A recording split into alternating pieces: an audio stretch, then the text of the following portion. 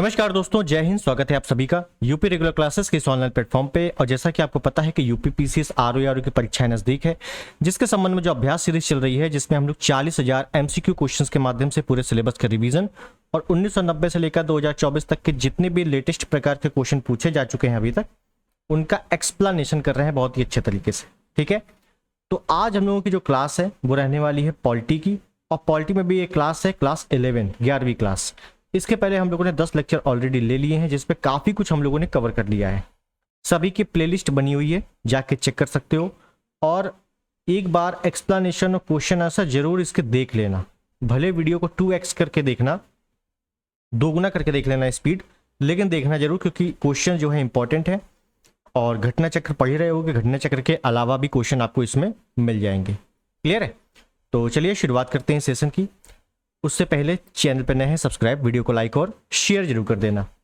तो Indian polity की class 11 का पहला प्रश्न आपके स्क्रीन पर ये रहा।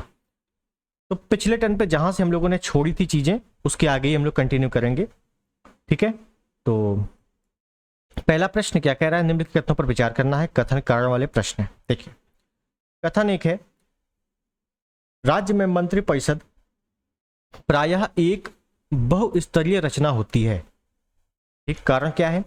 कैबिनेट में परिषद के सभी सदस्य सम्मिलित होते हैं। अब बताना है कौन सा सही है, कौन सा गलत। तो देखिए, ध्यान से समझिए। पहला है कि राज्य में मंत्री परिषद प्रायः बहुस्तरीय रचना होती है। मतलब जो मंत्री परिषद होती है वो क्या बहुस्तरीय होती है कि एक स्तरीय होती है? तो बहुस्तरीय होती है। बिल्कुल सही है, बिल्कुल सही है। ठीक है, उसके बाद कैबिनेट में परिषद के सभी सदस्य सम्मिलित होते हैं। बिल्कुल गलत है। तो पहली चीज तो ए सही है, आर गलत है। तो ए सही है, आर गलत है, option C is the right. अब कैसे समझिए, अगर मैं यहां केंद्र की मंत्रिपरिषद लिख दूं, मैं एग्जांपल लेके केंद्र की मंत्रिपरिषद, केंद्र की मंत्रिपरिषद, तो केंद्र की मंत्रिपरिषद में क्या होता है कि तीन प्रकार के मंत्री होते हैं और 4 स्तर के मंत्री होते हैं। अब देखिए, यहां से कई बार क्वेश्चन उल्टे पुल्टे पूछ लिए जाते हैं कि ये बताइए मंत्री कितने प्रकार के होते हैं? तो 4 प्रकार के होते हैं। मंत्री कितने स्तर के होते हैं? तो सॉरी, मंत्री कितने प्रकार के होते हैं? 3 प्रकार के। और मंत्री कितने स्तर के होते हैं? 4 स्तर के होते हैं। ये कैसे है, थोड़ा सा इसके बारे में चर्चा करेंगे हम लोग। आर्टिकल 74 में क्या दिया गया है कि मंत्रिपरिषद, जो मंत्रिपरिषद होगा उसमें 3 प्रकार के मंत्री होंगे और 4 स्तर के मंत्री होंगे। मतलब यह है कि जो एक मंत्री होगा वो कैबिनेट मंत्री कहलाएगा, कैबिनेट मंत्री। दूसरा होगा वो राज्य मंत्री कहलाएगा, राज्य मंत्री। तीसरा होगा वो उप मंत्री कहलाएगा, उप मंत्री। और जो चौथा होगा वो कहलाएगा राज्य मंत्री स्वतंत्र प्रभार। सुना होगा स्वतंत्र प्रभार। तो इस स्वतंत्र प्रभार को स्तर में जोड़ा जाता है, ना कि प्रकार में। स्वतंत्र प्रभार। क्लियर है? तो तीनों के बारे में ओरली बोल देता हूं कि कैबिनेट मंत्री क्या होता है? ये अपने विभाग का प्रमुख होता है, अपने विभाग का निर्णय खुद लेता है, अपने विभाग का मालिक होता है कैबिनेट मंत्री। राज्य मंत्री क्या होता है? किसी मंत्रालय का प्रमुख नहीं होता, कैबिनेट मंत्री का ही अंडर में काम करता है ये राज्य मंत्री। ठीक है। उप मंत्री क्या होता है? ये सबसे निचले स्तर का मंत्री होता है, और ये सभी मंत्रियों के, मतलब कैबिनेट मंत्री, राज्य मंत्री की सहायता के लिए इसको नियुक्त किया जाता है। स्वतंत्र प्रभार वाला मंत्री क्या होता है? ये भी एक राज्य मंत्री होता है, ये किसी भी कैबिनेट मंत्री के अधीन नहीं होता है। ठीक है, अपने विभाग से संबंधित स्वतंत्र निर्णय लेता है, इसी वजह से इसको स्वतंत्र प्रभार कहा जाता है। क्लियर है? और ये सभी मिलकर, ये सभी जब मिल जाएंगे तो इनको बोला जाता है मंत्री परिषद। और केवल अगर कैबिनेट मंत्री है, केवल कैबिनेट मंत्री है, तो इसको बोला जाता है, कैबिनेट लिख दिया मैंने, मंत्रिमंडल। मंत्रिमंडल। तो मंत्रिपरिषद, मंत्रिमंडल में यही है कि मंत्रिमंडल में केवल कैबिनेट मंत्री शामिल होते हैं और मंत्रिपरिषद में सभी मंत्री शामिल होते हैं। क्लियर है? तो हमसे जो पूछा गया था कि मंत्रिपरिषद, तो मंत्रिपरिषद में सभी आएंगे तो बहुस्तरीय हो जाएगा। बिल्कुल सही है। और कैबिनेट में परिषद के सभी, तो तो सभी नहीं आएंगे, केवल कैबिनेट मंत्री आएंगे जिनको मंत्रिमंडल कहा जाएगा। क्लियर है? तो ये चीजें हो गई क्लियर। आगे चलते हैं अगले प्रश्न में। प्रधानमंत्री की नियुक्ति कौन करता है? तो प्रधानमंत्री की नियुक्ति कौन करता है? मैंने पिछले टर्न पे ही बताया था कि प्रधानमंत्री की नियुक्ति करते हैं राष्ट्रपति। प्रधानमंत्री की नियुक्ति करते हैं राष्ट्रपति आर्टिकल 75 के तहत। आर्टिकल 75 के तहत ध्यान रखना कि प्रधानमंत्री की जो नियुक्ति है वो आर्टिकल 75 में है। लेकिन अगर पूछ लेगा कि राष्ट्रपति को सहायता देने के लिए मंत्री परिषद होगा जिसका प्रधानमंत्री होगा, ये आर्टिकल 74 में है। मैंने पिछले बताया था आपको, ठीक है। आर्टिकल सॉरी ऑप्शन सी यहां पर सही है। आगे चलते हैं। आगे क्या कह रहा है कि निम्नलिखित कथनों पर विचार कीजिए और नीचे दिए गए कूट से सही उत्तर का चुनाव कीजिए। ठीक है, कर देते हैं चुनाव। पहला है संघ की कार्यपालिका शक्ति प्रधानमंत्री में निहित है। तो केंद्र की या संघ की कार्यपालिका शक्ति प्रधानमंत्री में निहित नहीं है, ये निहित है राष्ट्रपति में।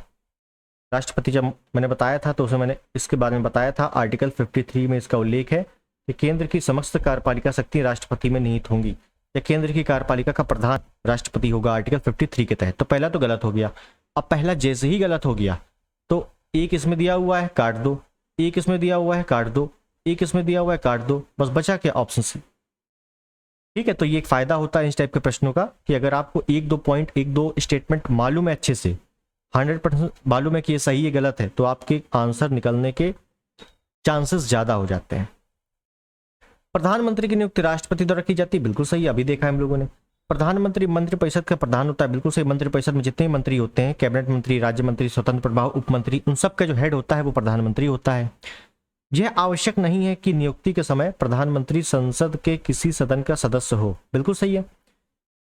कोई भी मंत्री किसी भी सदन का सदस्य रहे बिना मंत्री बन सकता है, लेकिन मंत्री बनने के बाद 6 महीने के भीतर, 6 माह के भीतर उसको किसी भी सदन की सदस्यता लेनी पड़ेगी, चाहे वो लोकसभा की ले चाहे राज्यसभा की। ठीक है, लेकिन मैक्सिमम प्रधानमंत्री जो होते हैं वो लोकसभा की ही लेते हैं, ऐसा देखा जाता है। क्लियर है? चलिए आगे देखें। इनमें से किस परिस्थिति में पूरी मंत्रिपरिषद भंग हो जाती है? तो क्या पूछा गया है कि मंत्रिपरिषद भंग नहीं होती, मतलब ऐसी कौन सी परिस्थिति आएगी जिसमें पूरी मंत्रिपरिषद भंग नहीं होती? तो अगर प्रधानमंत्री की मृत्यु हो गई तो भाई साहब पूरी मंत्रिपरिषद भंग हो जाएगी, ठीक, क्योंकि हेड यही है प्रधानमंत्री। अगर प्रधानमंत्री त्यागपत्र दे देते हैं तो पूरी मंत्रिपरिषद भंग हो जाएगी, ये भी सही है। अगर कोई कैबिनेट मंत्री त्यागपत्र दे दे, तो मंत्री बहुत सारे हैं, अगर एक कैबिनेट मंत्री ने त्यागपत्र दे दिया तो कोई प्रभाव नहीं पड़ेगा।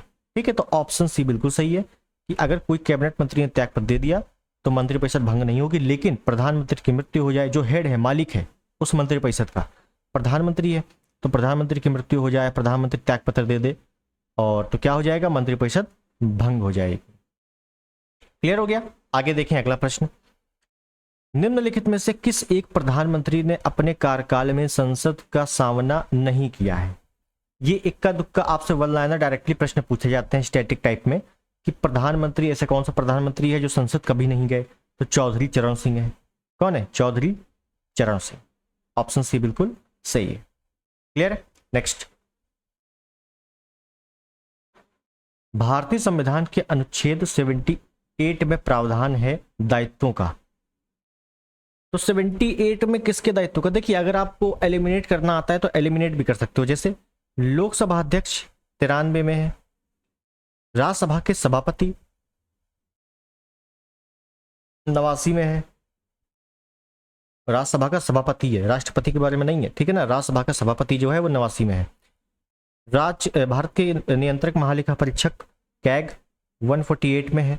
लेकिन प्रधानमंत्री जो है ये 74, 75 इस एरिया में है, इस रेंज में है। तो बस आर्टिकल 78 किसमें होगा? प्रधानमंत्री का। अब आर्टिकल 78 में है क्या, थोड़ा डिटेल देख लें। तो आर्टिकल 78 में प्रधानमंत्री के दायित्व है, या ऐसे लिख दो कि प्रधानमंत्री का कर्तव्य, प्रधानमंत्री के कर्तव्य। मतलब क्या है प्रधानमंत्री के कर्तव्य का? ये लिखा हुआ है कि राष्ट्रपति केंद्र के प्रशासन से, मैं इसको यहां पर डोनेट करता हूं, ठीक है, यहां लिखता हूं कि राष्ट्रपति केंद्र के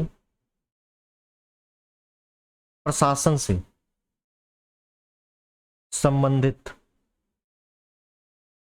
राष्ट्रपति केंद्र के प्रशासन से संबंधित कोई भी सूचना, कोई भी सूचना पीएम से मांग सकता है, पीएम से या मंत्रिपरिषद से मांग सकता है। अब पीएम का कर्तव्य होगा सूचना देना, पीएम का कर्तव्य होगा, क्या कर्तव्य होगा? सूचना उपलब्ध कराना, सूचना उपलब्ध कराना। ठीक है, तो ये क्या है? प्रधानमंत्री का कर्तव्य है। किसके प्रति? राष्ट्रपति के प्रति। क्लियर है? तो ऑप्शन डी बिल्कुल यहां पर सही है। आगे देखेंगे अगला प्रश्न, निम्नलिखित में से किसने अपने राजनीतिक जीवन में भारत के प्रधानमंत्री का पद एक बार से अधिक समयांतर के बाद सुशोभित किया? मतलब एक बार से अधिक जो है प्रधानमंत्री बने, वो कौन कौन है? तो देखते हैं, एक बार से अधिक समयांतराल। देखिए यहां पे क्वेश्चन को थोड़ा सा अच्छे से समझना है। यहां बोला गया है एक बार पद एक बार से अधिक समयांतर, समय अंतर, समयांतर को तोड़ेंगे तो क्या होगा? समय अंतर। मतलब 2 बार बने हो, 3 बार बने हो, कोई दिक्कत नहीं है, लेकिन बीच में गैप होना चाहिए, कंटिन्यू ना बने हो, ऐसा पूछा गया है। तो भाई साहब अगर मैं जवाहरलाल नेहरू की बात करता हूं तो ये 1947 में बनते हैं और लगातार 1964 तक बने रहते हैं, फिर 1964 में उनकी मृत्यु हो जाती है। मतलब ये क्या बने थे? ये प्रधानमंत्री लगातार बने थे। मतलब इनके बीच में ऐसा तो था नहीं कि कोई दूसरा आ गया हो, तो लगातार ये प्रधानमंत्री बने थे। ठीक है, लेकिन यहां पे लगातार की बात नहीं कर रहा है, यहां बोल रहा है समयांतर होना चाहिए। लाल बहादुर शास्त्री नहीं, गुलजारी लाल नंदा तीसरे, गुलजारी लाल नंदा भाई साहब कार्यवाहक बनते हैं 1964 के करीब, जब क्या कहते हैं लाल बहादुर शास्त्री जी की मृत्यु हो जाती है, गुलजारी लाल नंदा बनते हैं कार्यवाहक।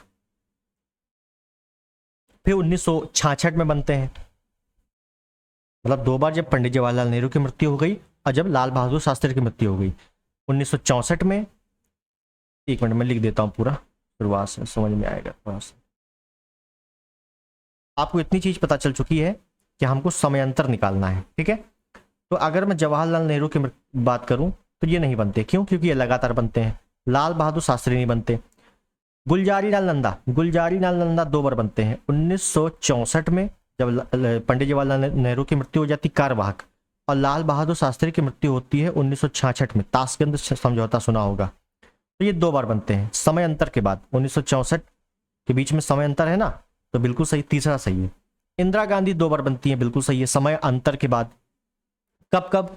तो 1966 से 70 में, 66 से 77 में जब आपातकाल लग जाता है, सुना होगा, और फिर 80 से 84 में इनकी मृत्यु हो जाती है, तो ये भी बनती हैं। अटल बिहारी वाजपेयी सुना होगा, सबसे कम दिनों तक 13 दिनों तक बनते हैं 1996 में, 13 दिन तक, 13 दिन तक। अब फिर इनकी सरकार चलती है 1998 से 2004 तक। ठीक है, तो कुल मिला के ये भी 2 बार बनते हैं समय अंतर के बाद।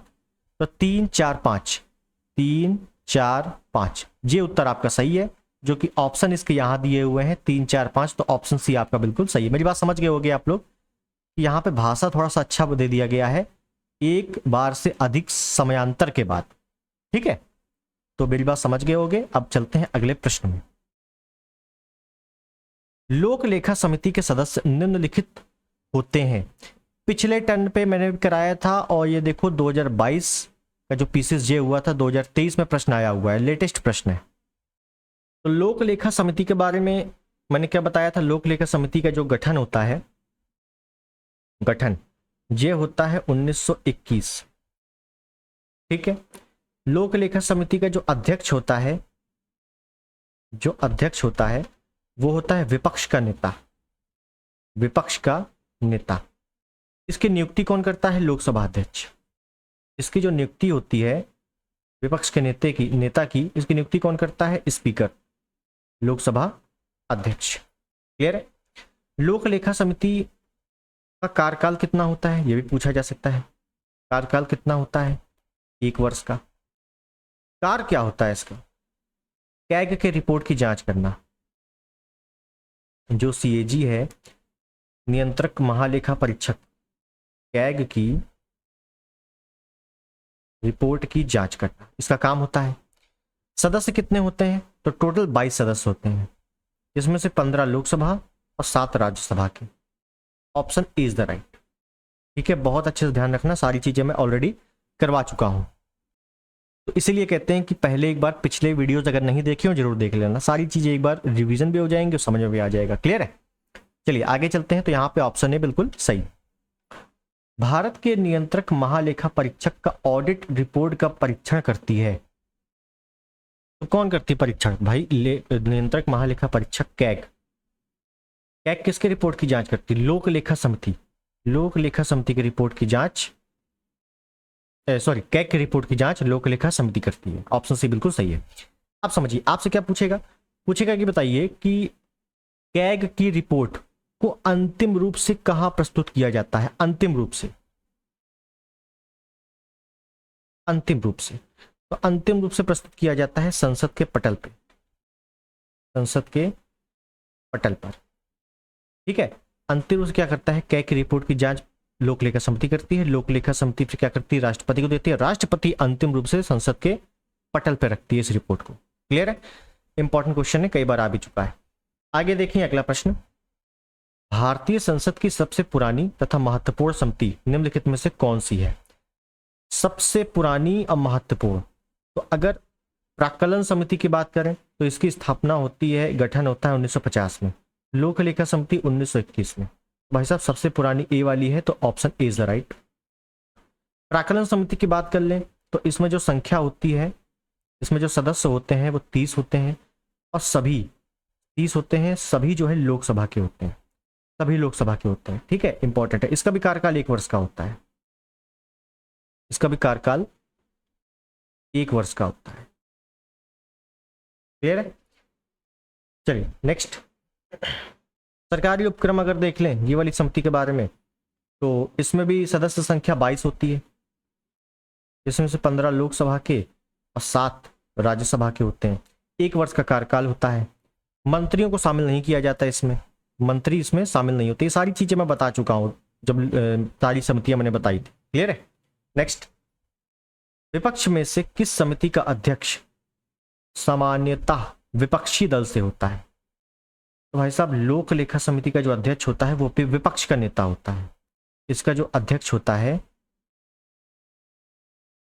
कौन होता है? विपक्ष का नेता, विपक्ष का नेता। इस विपक्ष के नेता की नियुक्ति कौन करता है? ये भी इंपॉर्टेंट है। नियुक्ति कौन करता है? स्पीकर।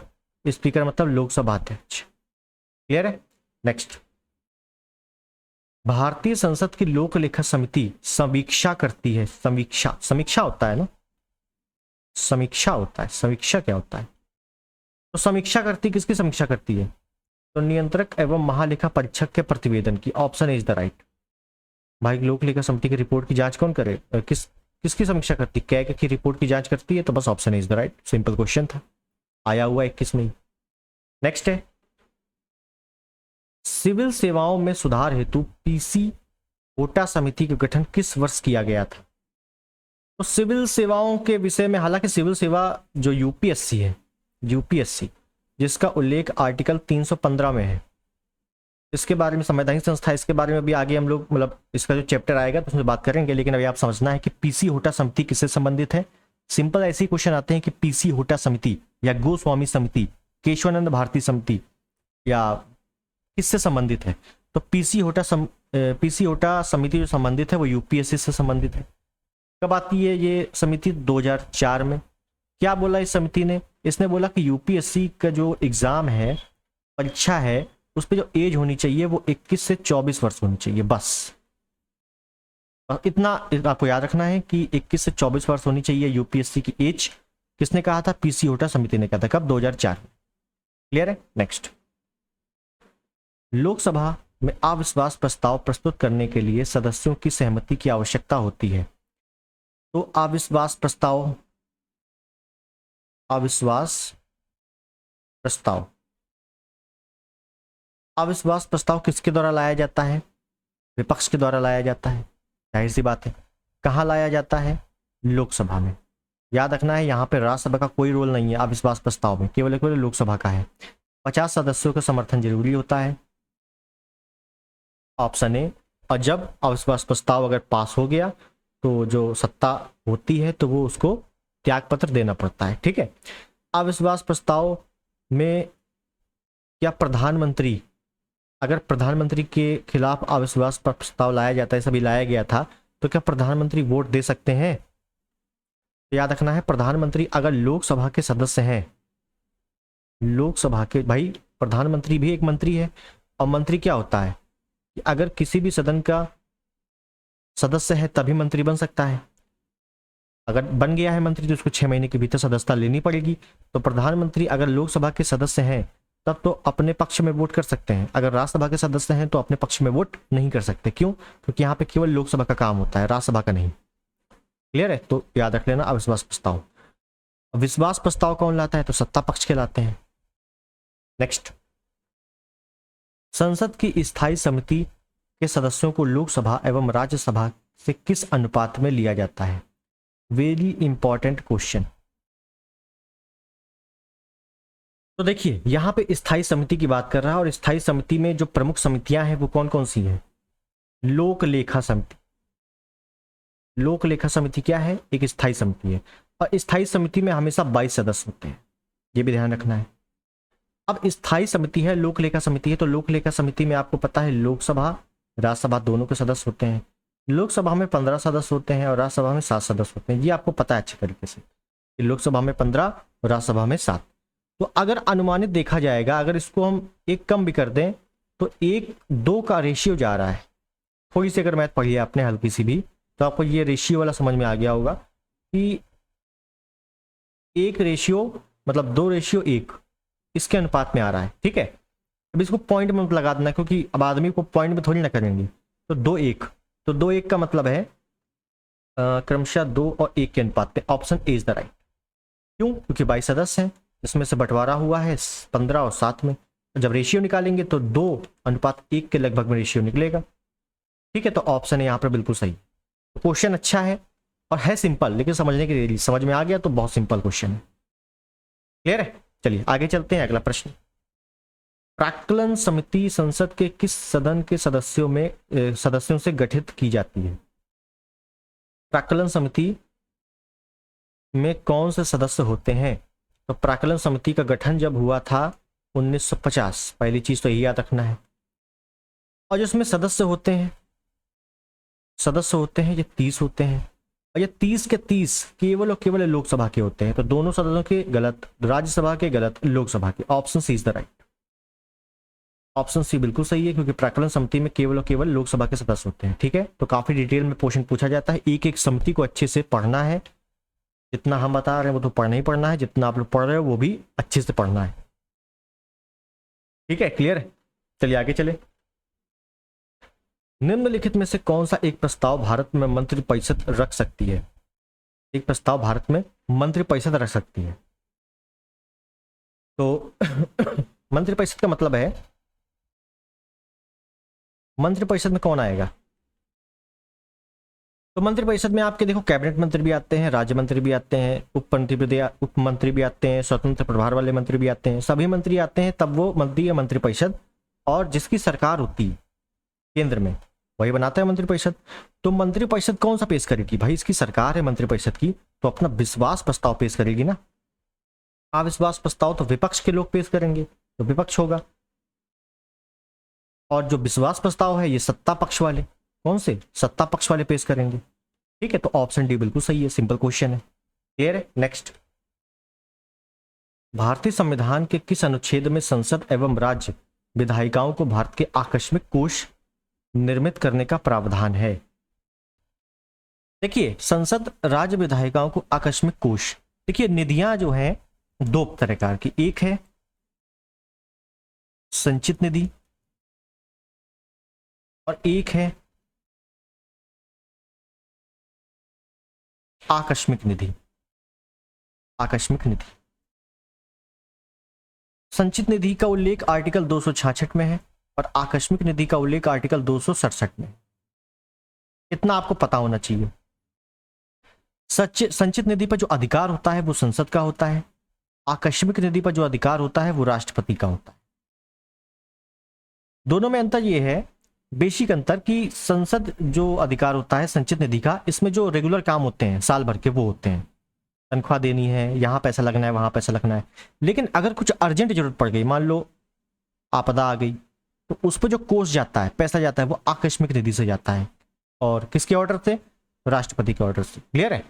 तो सिंपल क्वेश्चन आते हैं कि संचित निधि पर किसका अधिकार होता है? संसद का। और आकस्मिक निधि पर किसका अधिकार होता है? राष्ट्रपति का। आकस्मिक की बात कर रहा है तो ऑप्शन सी कर दो, option C is the right. Clear है? नेक्स्ट, दिनेश गोस्वामी समिति का संबंध था। तो दिनेश गोस्वामी समिति का संबंध किससे है? यह है निर्वाचन सुधार से। निर्वाचन सुधार से। जब निर्वाचन आयोग हम लोग पढ़ेंगे तो उसके बारे में देखेंगे। बाकी निर्वाचन आयोग क्या करता है? चुनाव करवाता है राष्ट्रपति का, प्रधानमंत्री का। केंद्र में जो भी चुनाव होते हैं वो कौन करता है? चुनाव आयोग। और पंचायतों में जब बात करेंगे तो राज्य निर्वाचन आयोग की बात करेंगे, और इसका उल्लेख आर्टिकल 324 में है, भाग 15 में है। 3 सदस्यीय है। कितने सदस्य निर्वाचन आयोग का? 3 सदस्यीय है। 1 हेड है, 2 अन्य है। क्लियर है? नियुक्ति राष्ट्रपति। ठीक, तो इनके बारे में काफी डिटेल में देखेंगे निर्वाचन आयोग के क्या क्या क्या है। क्या शुरुआत से ही 3 लोग थे? पहले कोई और था, फिर उसके बाद 3 बढ़ाए गए, कब बढ़ाए गए, क्या संशोधन हुआ था, सभी कुछ देखेंगे। तो अभी आपको केवल इतना याद रखना है, दिनेश गोस्वामी समिति जो है वो निर्वाचन आयोग से संबंधित है। क्लियर है? चलिए नेक्स्ट है। ओके, तो हमारे सारे प्रश्न यहां हो गए हैं समाप्त। और आज हम लोगों ने देखा पॉलिटी में मंत्रिपरिषद और जो समितियां हैं इनके बारे में थोड़ी सी जानकारी ले ली है बहुत ही अच्छे से। आज क्वेश्चन कम थे तो टाइम कम है, मतलब जल्दी हो गई ये क्लास। अगले टाइम पे क्वेश्चन को थोड़ा सा बढ़ा देंगे, ठीक है ना? आज क्वेश्चन कम रह गए थे, अगले टाइम पे प्रश्नों को क्या कर देंगे? बढ़ा देंगे। एक्सप्लेनेशन थोड़ा सा बढ़ा देंगे, ठीक है? और एक्सप्लेनेशन अब केवल और केवल इंपॉर्टेंट चलेगा, क्योंकि पेपर नज़दीक आ गया है। बहुत ज़्यादा इंपॉर्टेंट नहीं चलेगा, बहुत ज़्यादा बर्डन नहीं, क्योंकि आप लोग घर में अपने नोट से पढ़ते रहो। घटना चक्र अगर लगा रहे हो, घटना चक्र पढ़ते रहो। अगर कोई बुक आप पढ़ रहे हो, बुक से पढ़ते रहो। और प्रैक्टिस करनी हो तो यहाँ कर लो या कहीं भी कर लो, कोई दिक्कत नहीं है, जहाँ पे भी अच्छा एक्सप्लेनेशन मिलता हो बस। क्योंकि आपको सिलेक्शन आपके नोट्स और बुक्स जो आप पढ़ रहे हो घर में, नोट्स से, घटना चक्र से, बुक से, इन्हीं से आपका सिलेक्शन होगा। ठीक, प्रैक्टिस से बिना, देखो प्रैक्टिस जरूरी है, लेकिन बिना पढ़े प्रैक्टिस घातक होती है। ठीक है, अब प्रैक्टिस आप किए जा रहे हो, उसके चैप्टर के बारे में कुछ पता नहीं है, तो इससे बेहतर है पहले आप चैप्टर पढ़िए, उसके बाद प्रैक्टिस कीजिए। ठीक है, चलिए। तो मेरे हिसाब से आपको समझ में आ गई होगी जितनी चीज़ें आज हम लोगों ने पढ़ी हैं। चैनल पर नए हो तो भैया सब्सक्राइब कर दिया करो, वीडियो को लाइक कर दिया करो, शेयर कर देना। मिलते हैं अगले वीडियो में बहुत ही बेहतरीन टॉपिक के साथ। तब तक के लिए नमस्कार, जय हिंद, वंदे मातरम।